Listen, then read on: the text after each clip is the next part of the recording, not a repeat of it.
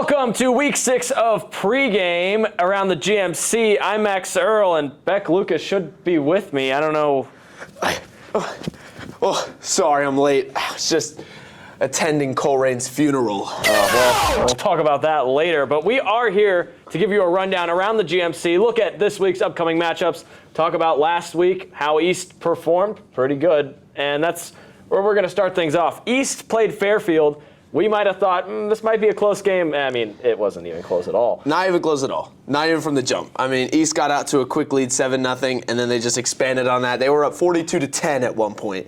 There was just nothing Fairfield could do to slow down East's offense, other than some unlucky turnovers. JT Kitna did make a questionable read where he threw an interception. Chauncey Peck had the fumble, but other than that, nothing went wrong for this East offense. Yeah, and East was just, everything was working, and Kitna really was just firing away. I mean, 6 passing touchdowns in the air, that's kind of insane, especially against the team Fairfield, who we thought were kind of competent at least, going to be middle of the road in the GMC. Kind of looked like one of those Colerain or Sycamores from the beginning of the season last week. Well, I believe it was only 5 passing touchdowns through the air, but still absurd. 4 in the first half. That easily East's best half of football all year, and I was really pleased with the way they played.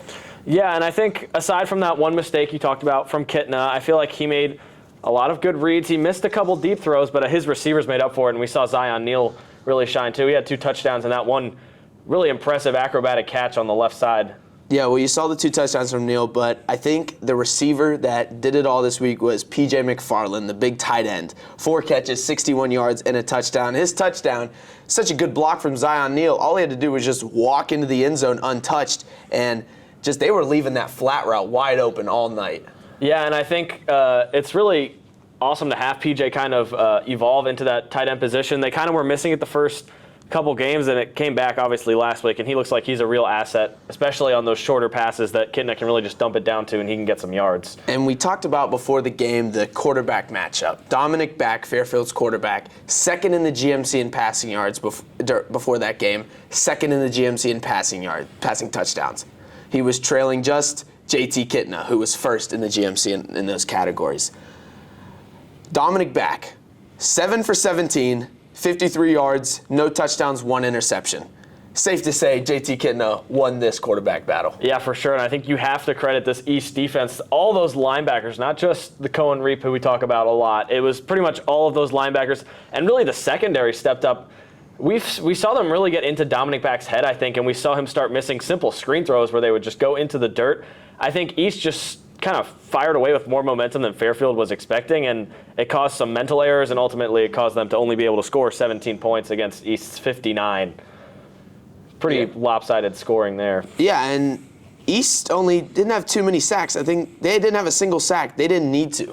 I mean, missed throws, short runs. They held Tyler George, who is first in the GMC in all-purpose yards and rushing yards, to his first game where he didn't amass 100 yards. He did have 97, which is basically close enough, but didn't hit that 100-yard mark. And Connor Cruz with the big pick 6, that was huge. That kind of sealed the game in that second half. Yeah, that really kind of sucked the momentum out of Fairfield. We also saw that onside kick in the first half. Cole Miranda was able to jump on. There was just a lot of big plays for East in this game that I think really boosted them to be able to score 59 points. There were a lot of drives where they just were driving down. Everything was working, and they would have that long touchdown. And we saw, again, Jaden Shea make another big catch. I mean, pretty much all the guys you expect to see on that East offense all played great. So we'll move on with that to our favorite segment, predictions of the week around the GMC. And we'll start with Lakota West, who is facing off against Colerain this week, and Lakota West just came off of a win against Middletown, and I'm sorry, look at me. I'm going to need to talk to you, Middletown. You had a chance. You were 4-0. You were coming into this game atop of the GMC. All this talk I saw online. Where is Middletown in these top rankings? Why is Middletown not ranked high in Ohio? I'll tell you why. You played great against the bottom of the GMC. Oak Hills, Sycamore, Colerain, all great. You played those games great. Your first game, you won an out-of-conference game. Great. You go into Lakota West. You have a chance to make a name for yourself, and you don't produce. You lose 51-7. You score 1 touchdown. What happened to this Middletown offense? You guys were able to execute And on defense, you were able to make stops, and that all just went away against Lakota West. And from an East fan's point of view, this also is very annoying because Lakota West now has had 2 games in a row where they have scored over 50 points. So Middletown, all I have to say to you is do better. I know we're playing you this week.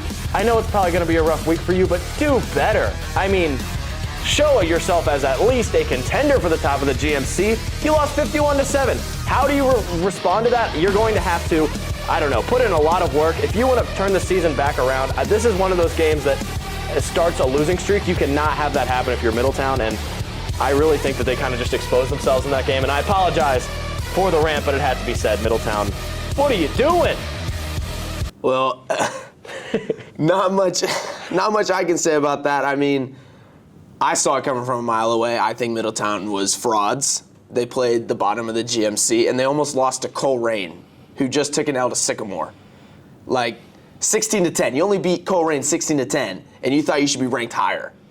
It's tough because you're going against West, but still, only 1 touchdown and allowing 51 points. That's something Fairfield would do. Yeah, and now East is going into West in a few weeks, and West has a pretty easy schedule coming up, and that's what we're talking about here. Lakota West at Coleraine at Lakota West. And, I mean, for this matchup, I have nothing to say, but I'm sorry, Coleraine. I mean, you had your chance against Sycamore last week, and you kind of blew it. And you have kind of a rough schedule coming up. So keep your head in the game at least. I mean, any bright spots, maybe try some new things out, but I do think that Lakota West, this is one of those games where you might even get a chance to see some backups, and I have Lakota West running away 57-12 in this game. I mean, just Coleraine, you blew your one opportunity to get a win. You're now on an even more insane losing streak. You haven't won since 2022. You had your best chance. Sycamore's getting blown out all year, and you only put up 7 points on them. There's just nothing else to say. 64-6, Lakota West wins this one. Yeah, I think we saw this week a lot of the matchups were lopsided outside of that Sycamore-Coleraine game, and a lot of teams kind of just disappointed this week, and yeah, Coleraine, I mean, it's been a while since you won, but you thought maybe at least you had a chance, and you kind of blew it.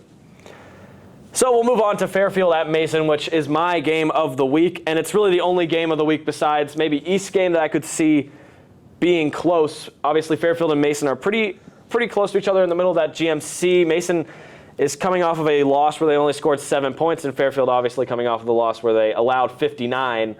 What do you think is going to happen in this one? Yeah, Fairfield's coming off back-to-back blowout losses where they have allowed 50 points in each of them to the Lakotas, and I think it's a big opportunity for Mason to really show what their offense can do, because it's been a struggle for Mason's offense. Their defense has carried them through a lot of these games.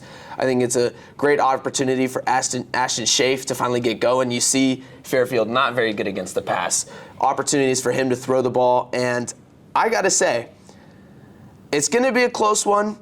I think Fairfield is just, they had some injuries last week too, and it's like, how much can you really take? I have Mason winning this one 21-24. Yeah, I kind of have the same thing going here.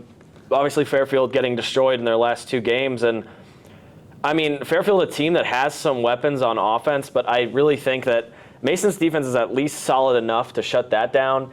And Dominic Beck, really surprising to see him that high in the GMC stats-wise early on, because when we saw him against East, he kind of just looked rattled out there. I mean, we saw 4 of his screen passes just hit the dirt, didn't even get close to the receiver. I think that Mason can play off of momentum, and I think Mason's running back Adesanya also can have a little bit of a statement game against Fairfield. I think this is a good chance for Mason to kind of pave themselves as kind of a upper half of the GMC team instead of lower half with maybe a blowout win. But I ultimately think this is also going to be a close game. 3 points or 4-point difference. I think Mason comes away with a 21-17 win in this one. So we move on to Sycamore at Oak Hills. 2 teams that have had their struggles, but Sycamore, we both didn't expect it. They won their last game against Coleraine.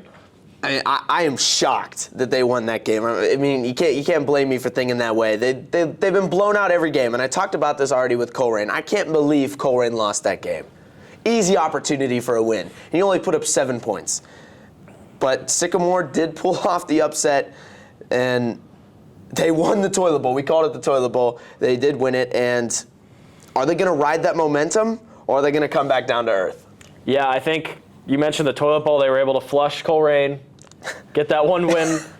And I think here's my thinking here, though, is Sycamore got a little bit of momentum from that win against Coleraine, because I think everyone thought Coleraine was the better team in that matchup, and they just simply came out flat. So maybe Sycamore has a little bit of a pep in their step, and I think Oak Hills has really struggled the last few weeks. Obviously, they got blown out last week, and I think this is a chance for Sycamore to make a statement as well and not just be one of the two laughingstocks in the GMC. If you can beat Oak Hills, you can at least be a competent bad team in the GMC. And I honestly think that Sycamore has a chance in this one, especially against an Oak Hills offense that has struggled. And if that defense can step up, I think Sycamore might take a 17-14 W in this game. Well, I'm thinking the opposite. I think Oak Hills wants to bounce back from their blowout loss. And they have thrown a lot of interceptions this year. But Sycamore, they haven't caught a lot of interceptions this year. So I don't think Oak Hills is going to have a struggle with the interceptions that they did last week and the weeks prior. That's really why Oak Hills is losing these games. They're throwing untimely picks in bad spots, and they're just they're putting their defense out on the field a lot more than they should. And I think against Sycamore, you saw Oak Hills blow out Coleraine. And I know Sycamore just beat Coleraine. But to me, it's going to be another Oak Hills blowout. I don't think Sycamore has what it takes in this one. It's going to be 48-12. Wow. So we are on complete opposite ends of the spectrum for that game. We'll see what happens. So with that, we will move on to the big matchup of the week, the whole reason you're here. Lakota East versus Middletown. East is at home in the Hawks' Nest, and I already ranted about Middletown, so I'll spare them another one. But I really think Middletown has to either come into this game playing with their hearts out, a new kind of football we haven't seen yet, especially on the defensive side, and they need to figure out how to stop this East offense, because I think if they don't, this is going to be another blowout win for East. And Middletown's defense they run is a 4-4, and it's kind of good against the run, but we saw last week against West, it allows a lot of big plays in the pass, and that's really what John Kitna likes to exploit on offense. So I think Middletown's going to have some struggles in this game. Yeah, well, if Middletown comes out in their 4-4, JT Kitna's going to throw it over their head to Zion Neal, and it's going to be like that all night if they stay in that 4-4. I think there's just no way East offense is going to slow down against Middletown. West put up 50 points. West also put up 50 points on Fairfield, and we thought that game might be closer, East versus Fairfield, and it wasn't. So I have no doubts anymore that this East offense is going to get it done. They're going to put up big points. Middletown's coming off the blowout loss. Maybe they want to cement themselves more, but they could also, their spirits could be just crushed. I mean, you started 4-0. You think you're going to be top tier in the GMC, and you get absolutely smashed by Lakota West. They could be coming out for revenge, trying to prove themselves again, like I said, but I just don't think it's going to happen. East offense is too in sync right now and on fire. I think East wins this one, 35-21. Yeah, I agree with you. I think East's offense is just too high-powering for this Middletown defense to stop. And an interesting thing I think you need to look at on paper, too, is Middletown's DBs are very short, and East has a lot of tall guys that can get the ball. Outside of Zion Neal, who's obviously shorter, he's really quick, but you have Chris Boyer, you have PJ McFarland, who really came into his own last game. I think East is going to take advantage of the height advantage and the size advantage, and I think East's run game, even against good run defenses like Princeton, is still going to be able to get enough done to run their play action and catch Middletown off guard. And unlike you, I don't even think this one's going to be close at all. I think this is going to be a blowout. I think East has Middletown already completely schemed out, and I think East is going to win this one 52-21. I think we get 250-plus wins in a row, and I mean... We'll see. I'm excited. Me too. So we hope you'll stick around for what should be a very interesting game, obviously Lakota East against Middletown. We thank you for watching Week 6 of Pregame. I'm Max Earl with Beck Lucas, and we thank you for watching.